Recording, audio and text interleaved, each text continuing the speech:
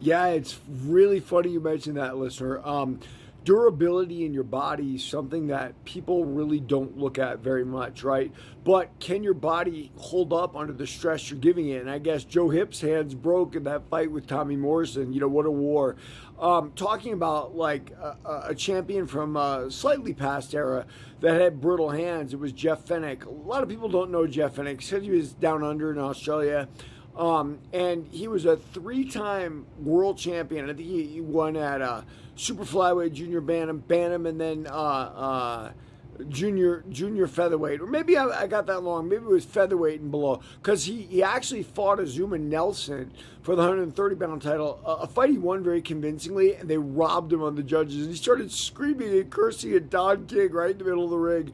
It was a classic thing you don't really see in boxing much, right? Because, King will try to blot that out as much as he can. But, Fenech was the star coming over from Australia. He could have cared less about Don King.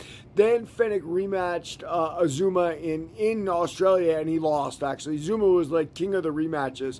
But never mind that. Let's talk about brittle hands. Listen, your ability, your power is one thing, right? But if your body doesn't hold up with that power you give, it's very difficult to keep going. And another fighter with brittle hands is yours truly. Look, wasn't so much that my hands were brittle, my wrists were very small.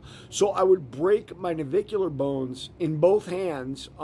Before I ever started my fighting career, actually Bob Arum's best friend supposedly was this plastic surgeon, or surgeon I should say, from Marina Del Rey that did surgery on one of my hands and took a piece of bone out of it because the navicular had split and it was pointing the wrong way, and that was part of my pain, and he healed it to a certain extent. But yeah, listen, it's very underthought of, but how durable is your body? I mean, and opponents in general, look, like Conor McGregor, why did he lose to Nate Diaz the first time?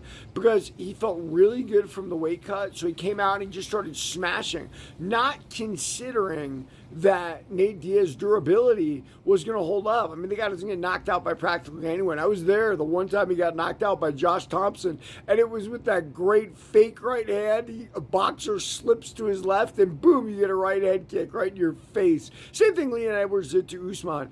But make no mistake, I mean, having a healthy, strong body to keep you going is what you need in this game, right? And sometimes being durable, it's not that you're good, but being durable is enough. And like a lot of young fighters lose to durable guys. The guy might not necessarily be that good, but he's durable, and you hit him all night long and nothing happens. And nothing happens to him. He never gets injured.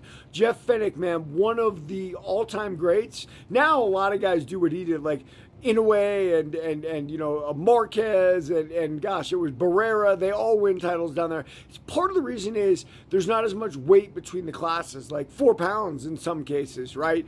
And that's just if you're a world champion at whatever junior bantam, being a bantamweight world champion, so 115 to 118, 3 pounds. That's not very much. But yeah, Jeff Fenech, man, you reminded me of that with the hand injury thing, and of course myself. Everybody read my book, Warrior of the